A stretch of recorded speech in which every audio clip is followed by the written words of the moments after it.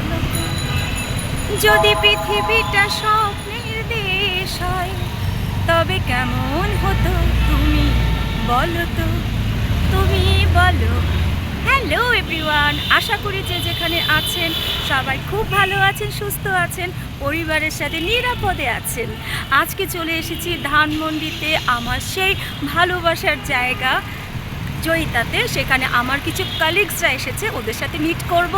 আর ওরা ঢাকার বাইরে থেকে এসেছে, আমি দেখা করব না তা তো হতেই পারে না। সেই কারণে চলে এসেছি, সেই কারণে চলে এসেছি ধানমন্ডিতে। চলুন আপনাদেরকে নিয়ে যাচ্ছি, আর কি করব সব শেয়ার করবো আপনাদের সাথে। সব কিছু দেখতে গেলে থাকতে হবে আমার সাথে, মানে শুক্লার সাথে, অফকোর্স শুক্লাস ব্লগের সাথে। ধানমন্ডিতে আসার আমার প্রধান কারণটা হচ্ছে দুটোর মধ্যে ফার্স্ট অফ অল হচ্ছে আমার যেহেতু কলিগরা সবাই এসেছে, কেউ বরিশাল থাকে, কেউ দিনাজপুর থাকে, আর আমরা 3-4 জন ঢাকায় থাকি। তো ওরা এত দূর থেকে এসে যদি একদিন মিট করতে পারে, আমি কেন ঢাকায় থেকে ওদের সাথে জয়েন করব না। আমি একদমই আমার যাওয়ার ইচ্ছা ছিল না, কারণ ছেলেটার একটা মক টেস্ট ছিল, সেই কারণে আমাকে ওখানে যেতে হবে। কিন্তু সব ম্যানেজ করে যখন ওরা আমাকে বারবার কল দিচ্ছিল যে একটু আসো, কতদিন তোমাকে দেখি না, মনে হলো যারা আমাকে ভালোবেসে ডাকে তাদের কাছে কেন যাব না। ওরা তো ইচ্ছা করলে আমাকে নাও ফোন দিতে পারতো যে শুক্লা আপু তুমি এসো না, বা আমরা সময় পাইনি। কিন্তু সীমা আমাকে একটা কথা বললো, তুমি না আসলে মজা হয় না। এই যে একটা ভালোবাসা, এটা কি সবার কাছ থেকে পাওয়া যায়? আমার ভিডিও যারাই দেখে তারা আমাকে অনেক সময় বলে যে তোমার ভিডিও দেখতে আমার ভালো লাগে। এমনও আছে কলকাতা থেকে আমার কিছু রিলেটিভসরা আমাকে মেসেজ করে যে তোমার ভিডিও দেখতে আমার ভালো লাগে। এই যে ভালোবাসাগুলো, অ্যাকচুয়ালি আমরা না মানুষ, তো আমাদের নিয়মটাই হচ্ছে উল্টোটা কি, যে যারা আমাকে বেশি ভালোবাসে আমি তাদের কাছে যাই না, আমরা তাদের কাছে যাই না। আমরা যাকে ভালোবাসি আমরা তাদের কাছে যে ভালোবাসা পাওয়ার চেষ্টা করি, কিন্তু অনেক বুঝতে বুঝতে বেলা তো অনেক হয়ে গেল। সেই কারণে মনে হচ্ছে যে আমি এতদিন ভুল ছিলাম, ভুল থেকেই শুধরেছি নিজেকে। তো ওরা যখন আমাকে একটা কথা বলে তুমি না আসলে আমাদের ভালো লাগে না, সেখানে আর কোনো কথা নাই। সব কাজ গুছিয়ে ছেলেটাকে একটু বুঝিয়ে রেখে তারপরে চলে গেলাম ওকে কোচিংয়ে পাঠিয়ে। আর সেকেন্ড হচ্ছে আমার সার্টিফিকেট নিতে হবে। আমি এখন পার্মানেন্টলি হয়ে গেলাম একজন শেফ, সেটা বাংলাদেশ টেকনিক্যাল বোর্ড থেকে আমাকে সার্টিফাইড করা হলো।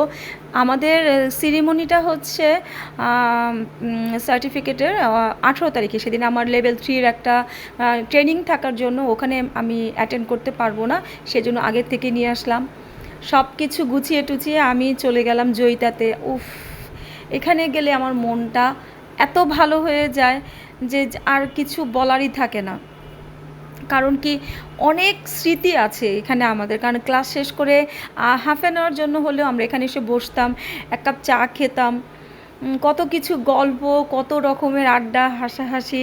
সেটাই সেদিন সীমা বলছিল আমাকে যে আমাদের কত স্মৃতি, তাই না এখানে। আবার সীমার সাথে আমি ট্রেনিং করব, লেভেল 3 অ্যাসেসমেন্টটা দিব। ভালো লাগছে একা একা। যদিও কিছু কিছু স্টুডেন্ট আছে আমার সাথে যারা আমার লেভেল 4-এ আছে, কিন্তু সীমা তো আমার প্রচুর ভালোবাসার একটা মানুষ এবং আমাকে খুব বেশি ভালোবাসে। ঢাকায় আসলে আর কাউকে না হলেও আমাকে নক দিবে, শুক্লা তুমি ফ্রি আছো, তোমার সাথে একদিন দেখা করব। কিছুই সম্পর্ক নাই, এমন যে না ওর সাথে আমার লেনদেন, টাকা পয়সা, গিফট আদান প্রদান কিচ্ছু না। জাস্ট আমরা একসাথে হলে সবাই নিজেদের ভালো লাগাগুলো শেয়ার করি।